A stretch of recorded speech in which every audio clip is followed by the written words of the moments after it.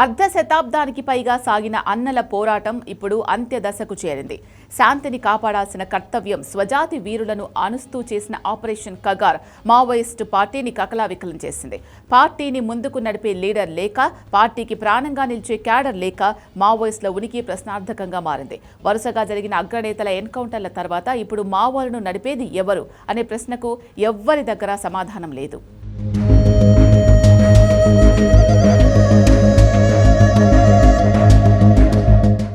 1967 మే 25న west బెంగాల్లోని డార్జిలింగ్ ప్రాంతంలో నక్సల్బరీ గ్రామంలో ఉద్యమం మొదలైంది. భూస్వాములకు వ్యతిరేకంగా రైతు కూలీలు చేసిన ఈ పోరాటమే ఇండియాలో మొదటి నక్సల్ ఉద్యమం.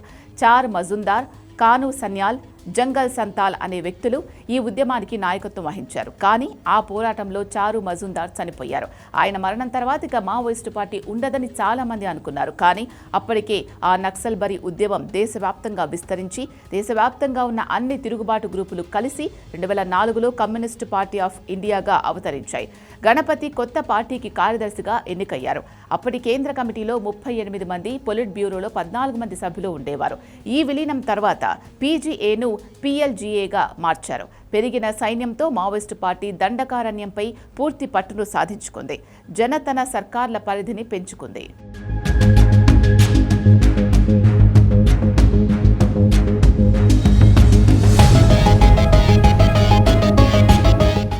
ఈ ఉద్యమం కొత్త ప్రాంతాలకు విస్తరించడంతో పాటు అనేక ఆటుపోట్లను ఎదుర్కొంది. తీవ్ర నిర్బంధ కాలంలో ఏపీ, తెలంగాణతో పాటు దండకారణ్యం పరిధిలో భారీగా కార్యకర్తలను, నాయకులను ఎన్కౌంటర్లలో కోల్పోయింది. మావోయిస్టు పార్టీ ఆవిర్భావం తర్వాత తొలి దెబ్బ కర్ణాటకలో పడింది. ఆ రాష్ట్ర కార్యదర్శి, చరిత్రకారుడు సాకేత్ రాజన్ ఎన్కౌంటర్లో చనిపోయారు. తొలి ఏడాదే 275 మంది ఎన్కౌంటర్లో హతమయ్యారు. 2005లో ఏకంగా 650 మంది, 2006లో 456 మంది పోలీస్ కాల్పుల్లో మరణించారు. అయితే మావోయిస్టులు కూడా అంతే తీవ్రంగా ప్రతిదాడులకు పాల్పడి దడ పుట్టించారు. మరోవైపు మరణాలు పెరిగాయి. 2006లో military commission incharge Vaddapur Chandramouli, 2007లో కేంద్ర కమిటీ సభ్యుడు సందే రాజమౌళి, 2009లో మిలిటరీ వ్యూహకర్త పటేల్ సుధాకర్ రెడ్డి, 2010లో పొలిట్ బ్యూరో సభ్యుడు ఆజాద్ ఎన్కౌంటర్లో మరణించారు.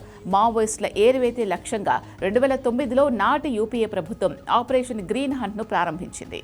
వరుస ఎన్కౌంటర్లు మావోయిస్టు పార్టీని ఉక్కిరిబిక్కిరి చేశాయి. శాఖమూరి అప్పారావు, ఇతర నేతల ఎన్కౌంటర్లతో ఆందోళనకు గురైన ఆ పార్టీ శాంతి చర్చలను తెర మీదకు తీసుకొచ్చింది. అయితే శాంతి చర్చల అంశాన్ని ప్రత్యేకంగా పరిశీలిస్తున్న ఆ పార్టీ అధికార ప్రతినిధి ఆజాద్ కూడా ఎన్కౌంటర్ అయ్యారు. 2014లో కేంద్రంలో ఎన్డీఏ ప్రభుత్వం వచ్చాక గ్రీన్ హంట్ 3వ దశ కూడా సాగింది. ఆ తర్వాత ఆపరేషన్ ప్రహార్, ఆపరేషన్ సమాధాన్లు ముందుకొచ్చాయి. 2024 జనవరి నుంచి కగార్ ఆపరేషన్ మొదలైంది.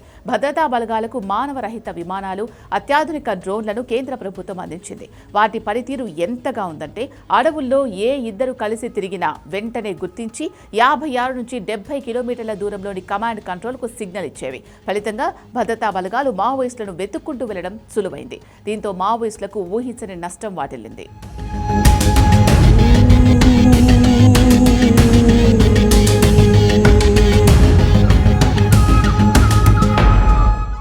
ఆపరేషన్ కగార్ మొదలయ్యాక మావోయిస్టులు విముక్తి ప్రాంతాలు సహా 28 వ్యూహాత్మక ఏరియాలను కోల్పోయారు. వరుస ఎన్కౌంటర్లతో మావోయిస్టులు దండకారణ్యంలో ఉండలేని పరిస్థితిని భద్రతా బలగాలు తీసుకొచ్చాయి. ఫలితంగా మావోయిస్టులు శాంతి చర్చలు జరపాలని కేంద్రం ముందు ప్రతిపాదన ఉంచారు. ఇందుకు కేంద్రం అంగీకరించలేదు. వచ్చేడాది మార్చి నెలాఖరు నాటికి మావోయిస్టులను ఏరివేస్తామని కేంద్రం ప్రకటించింది. దీంతో ఇక శాంతి చర్చలకు అవకాశం ఉండదని స్పష్టమైంది. ఆ తర్వాత అనతి కాలంలోనే ఆ పార్టీ కేంద్ర కమిటీ కార్యదర్శి నంబాల కేశవరావు సహా మరో 18 మంది కీలక నేతలను భద్రతా బలగాలు హతమార్చాయి. లొంగిపోతే ప్రాణమైనా దక్కుతుందని కొందరు, ఇప్పుడు సాయుధ పోరాటం చేయలేమని మరికొందరు నేతలు నిర్ణయానికి వచ్చారు. ఆ పార్టీ పొలిట్ బ్యూరో సభ్యుడు మల్లోజుల వేణుగోపాల్, కేంద్ర కమిటీ సభ్యుడు ఆసన్న సహా అనేక మంది ప్రభుత్వం ముందు ఆయుధాలతో లొంగిపోయారు.